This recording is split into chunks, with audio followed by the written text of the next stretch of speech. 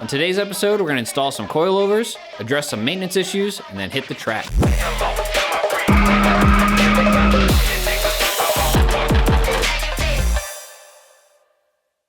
What do we got here, Mike?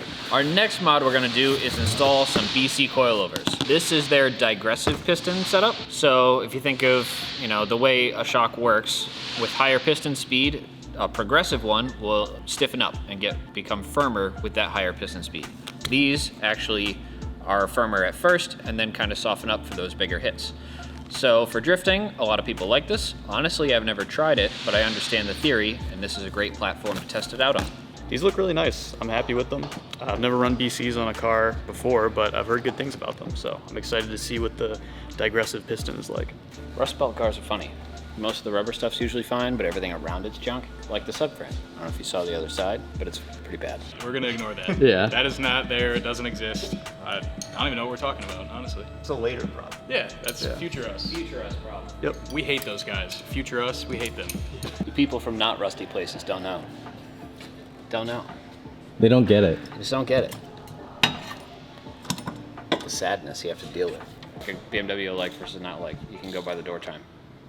If it kabings like this one and plays its own chime, not good. But the old stuff, I think E36, E46 is kind of like on the line. E46 I think is safe. That's safe, yeah. Yeah, they started getting too fancy here with the hardware and Yeah. Yep. It starts playing songs. Look at this nice hole though. Yeah, they thought can't about beat it. that. No. It's still good. This is the line of where I lose interest. Right.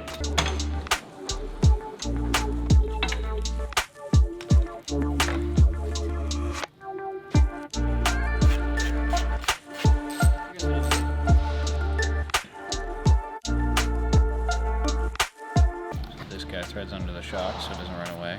And we can adjust it beyond the carpet of the trunk of the E90 because they buried these things. It's actually clever. It's nice. I like it. A little spring thing in there too. Nice touch. That's a nice touch. Yeah. But there's like a thread on the inside of this cap. Just enough. It's just enough to hang on to it. Don't screw it on too tight. Yeah. They look sick. They should definitely be a lot better than what was on there, that's for sure. Yeah. What do you think about BCs? BCs? Yeah. I run BCs on everything I lower. I love them a lot. I've never had the DSs before, but they should ride pretty good. Yeah, the DSs should, for drifting, supposedly a lot of people like them. It's just that digressive setup should handle some of the bumps and terrain change a little bit better. And then your low speed dampening can be quite a bit tighter, so the car should handle pretty nice. I don't know. We'll find out. We'll find out. In theory, I get it. But I understand the theory. Yeah. I just don't know what it feels like.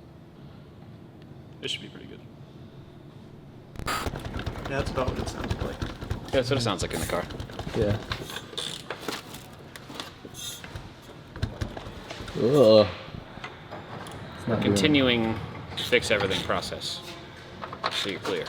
That's broken. Yeah. You see the flex disc too? Yeah, I saw too. Yeah. I think the arrows are backwards or something. You think so? Clockwise. It lines up, from though. the front of the car. So counterclockwise. Spinning this way. No, Oh, you the know flame what? It's backwards. It is backwards. But the arrows point correctly, so Yeah. we need to play with that. I don't know. Something's Something's fishy. Uncovering more mysteries. Yeah. The flex discs are directional, in case you didn't notice. There's a wide side and a narrow side. Wide side is for compression. The narrow side is for tension. If they are backwards, they fail almost immediately. But he had the arrows right, so I don't know. Maybe if we're gonna have to play shenanigans. Yeah, we'll make extra sure on the next one. Yeah. That it makes sense to us. Right. Don't worry, we just sell a bunch of those. Yeah. Yeah. Checking out what 034 sent us? Yeah, our control arm kit showed up just in the nick of time, so while we're doing the front, we can do that. I want to see what else they put in the kit. Yeah. It's the whole front kit. Perfect. And these are the spherical. Here. Kind of like the M cars. These are good. Big fan. What's in the other box? This one? Motor mounts? This is their, I believe their density line motor mount, which is, normally they're a hydraulic filled rubber mount. Got some goo in there. These are the same externally, but it's just rubber all the way through. So they're a smidge stiffer and way more reliable. So we could do these too. Yeah. These don't involve the coilovers though, so it might not happen right now.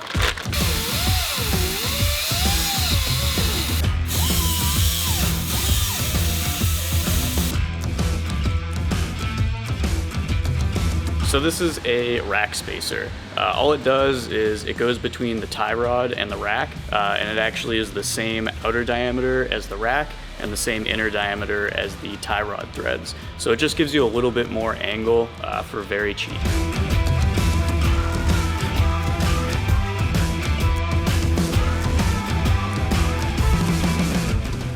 How's it looking? It's pretty good. Good starting point for what we're trying to do. We're gonna align it because the rear is all messed up right now. I just cracked everything loose to make sure it's spun, and it's all wampus.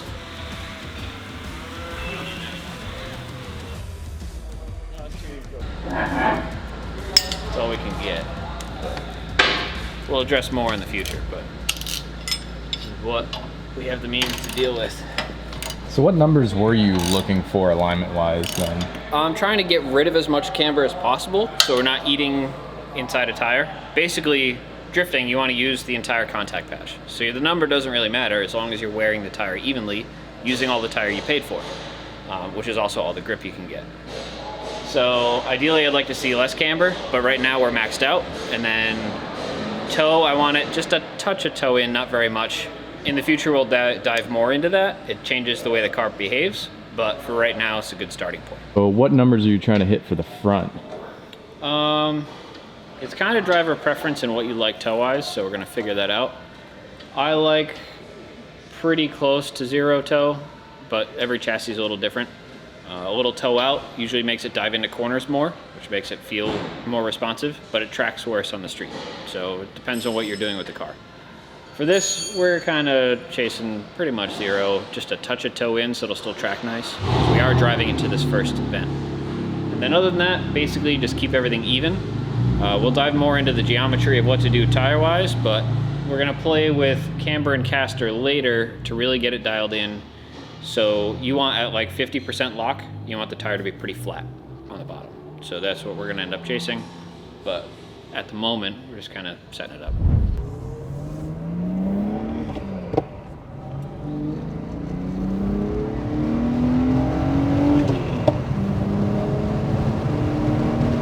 Have a surprising amount of power for they are. Like you think it's really slow, but like you rev it out and it just keeps pulling. Yeah.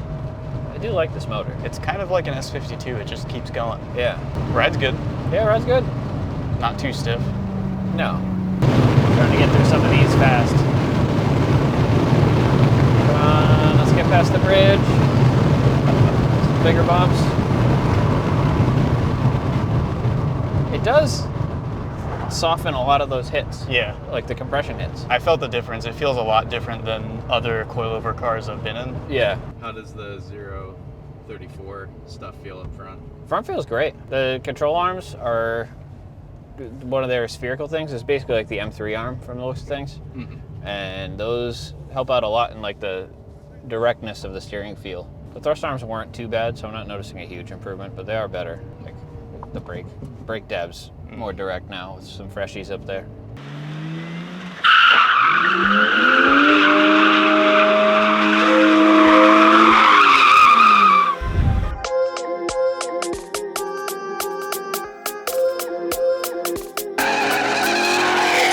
Today we're going to be supporting the boys in their drift journey. Tolly's out there with B Group right now, shredding as we speak. They have an A Group and a B Group. B Group is for beginners, if you want to call it.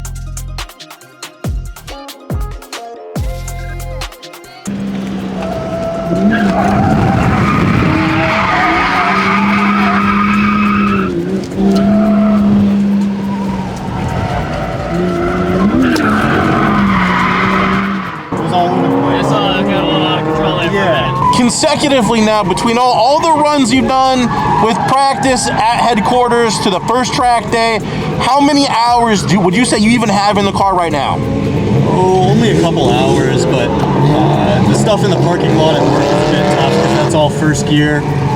It's a lot different on the track here, being in second gear, more space. Yeah, it's been an adjustment, but you know, this is the best place to learn. There's no walls to hit here, so it's just cones. So Scott, pretty much, you know, you were with Tolly in the car. How's he doing? He's doing good. He's got to work on a little bit slower with the hands. Let the steering wheel do the work and just kind of like slowly let it move and then stop it when you need to.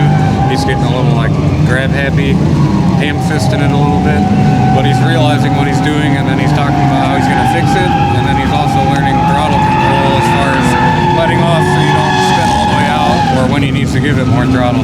So he's got a lot of stuff that he's learning in a like pretty intense environment, and he's doing a really good job so far. I'm very proud of him. He's kicking butt. That's the one that blew up. So he blew a whole tire.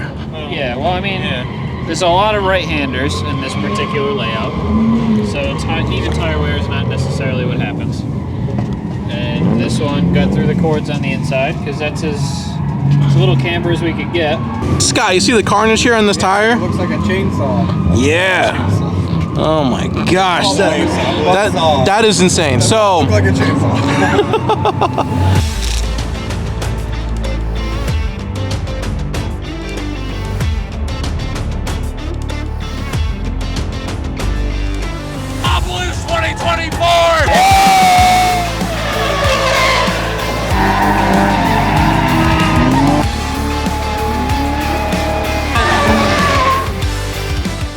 It's pulling power, so we've got something going on we got to look at. I don't know whether we missed something coating things out or if it's upset about something, but that's for something to figure out at the shop. Otherwise, the car did pretty good. Tolly's figuring it out. At the end of the day, he felt a lot more comfortable, like you could tell just as a passenger. So I was really starting to get more comfortable at the end there. I don't know, just more seat time. But yeah, it's like pulling power. I was just like full foot to the floor. Like linked one turn or two turns or something out of those few laps, and yeah, it felt really good. heck yeah. Let's go. He's getting good. He's getting good, which is so hype, dude. Soon, all three of y'all are going to be a 3-car tandem before you know it. Someday. We'll see. I'm gonna hit the sim this winter, the drift sim, and see how far I get. You know, the car's pretty good. It's doing some weird thing with cutting power. Other than that, it did really well. We went through like 1.5 sets or 1.25 sets of tires this whole time. So, you know, learning, it's, you know, not a ton of tires, which is nice. Yeah, just learning a ton. thanks for watching. We're going to be taking a small break while we develop some parts for this thing, so make sure you like and subscribe to see all these upgrades.